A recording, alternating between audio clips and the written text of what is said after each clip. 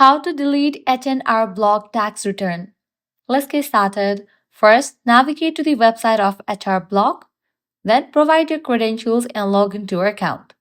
Once logged in, from the dashboard, select the return you want to delete or start over.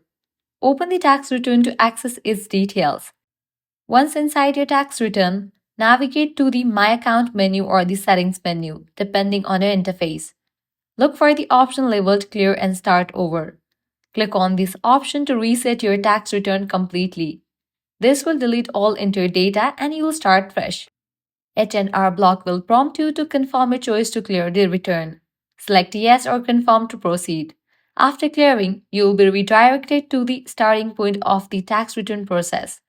Choose the correct tax preparation method and begin entering your information. If you encounter any issues clearing your return, reach out to H&R Block customer support. By following these steps, you can delete or reset your H&R Block tax return and start fresh. If this guide was helpful, do not forget to like, share, and subscribe to our channel. Thanks for watching.